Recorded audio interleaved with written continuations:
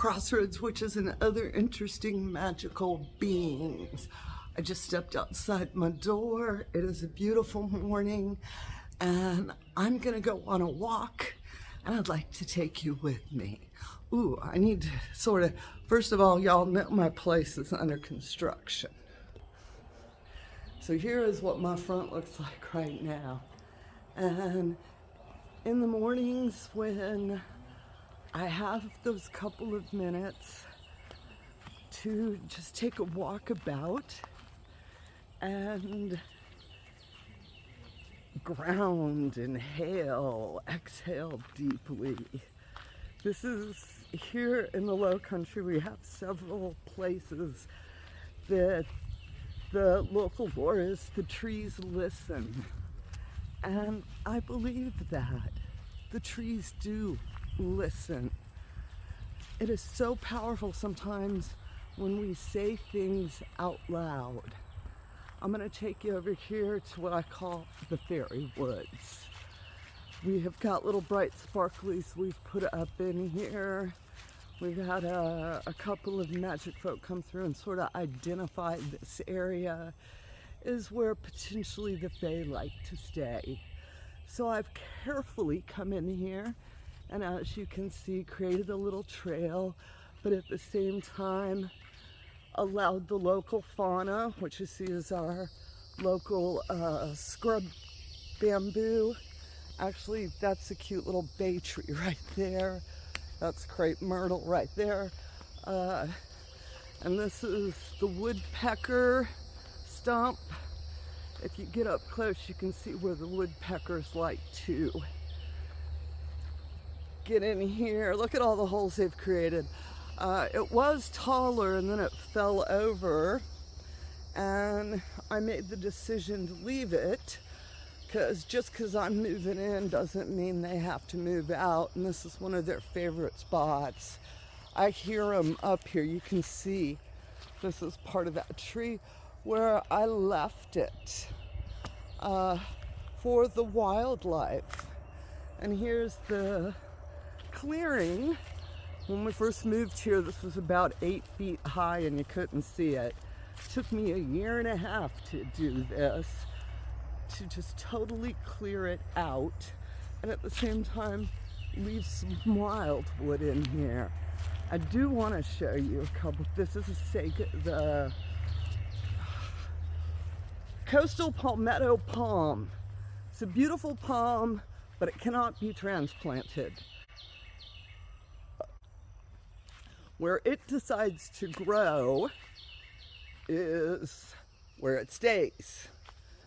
And just how beautiful all this is. You can see some more of the coastal palms in the background there. And here we come around. And just for me, taking a 3, 4, 5 minute walk through this area is so healing. And this is what I want to show. I've got some beautiful grapevines. I've got one that's all twisted up back here. I don't know if y'all can quite see it, but it's right there. And she's got a beautiful twist to her, and I just enjoy it.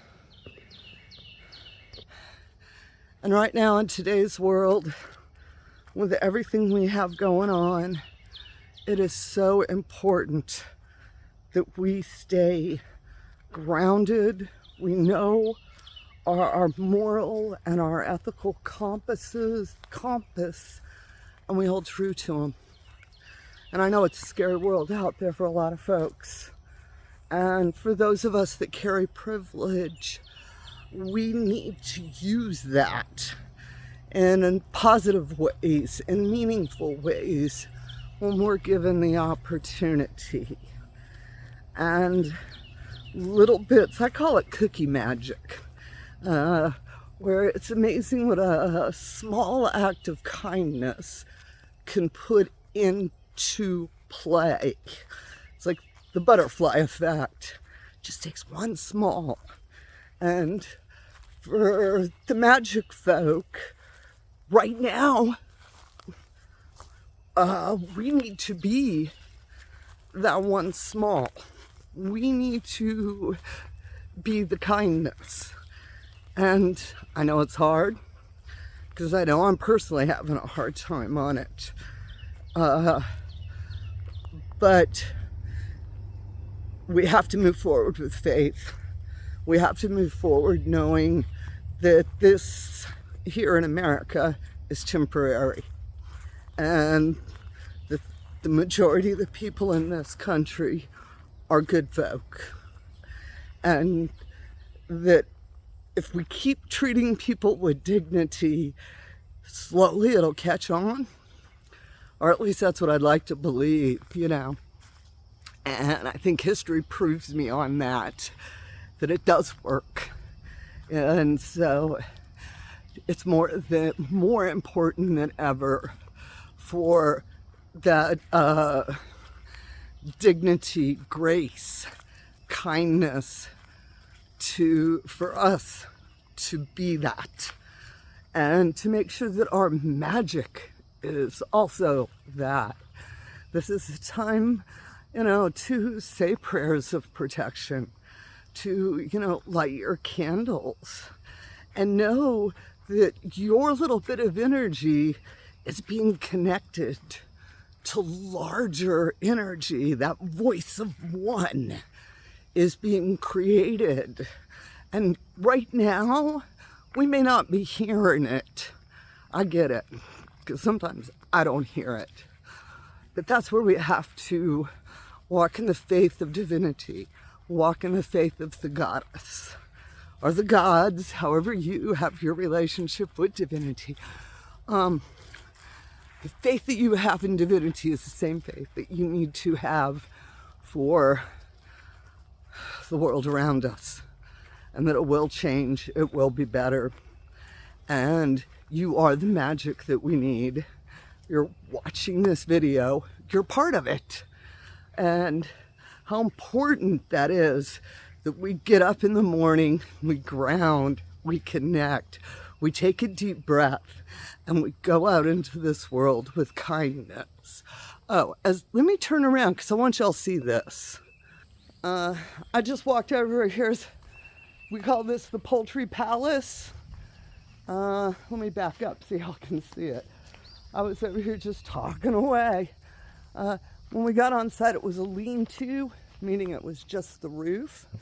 And then my husband and I, when we were taking the stalls apart, we reused the wood right there that you see to build the hutch on the inside.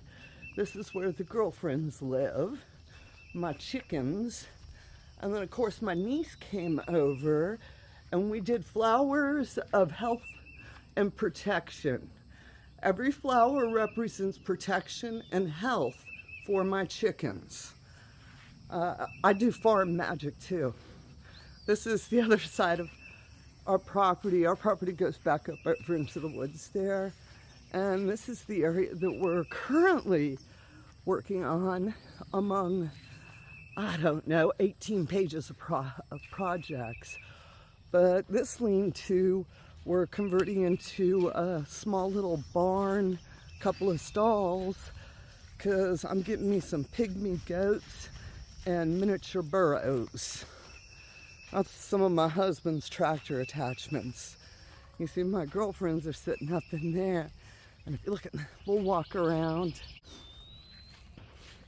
My squirrels are jumping and playing. I know how blessed, what a privilege it is to walk this property. And that not everybody gets to do this.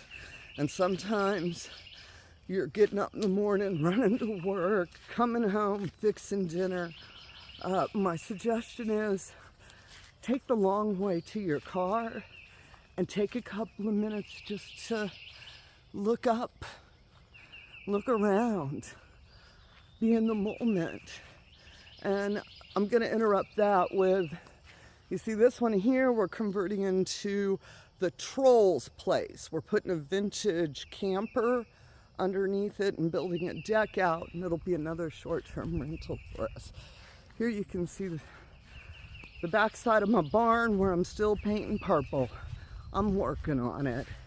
The green building's a pump house, and right over across the fence, we have about 40 feet on the other side of the fence, and then over there's the graveyard, and which I just love.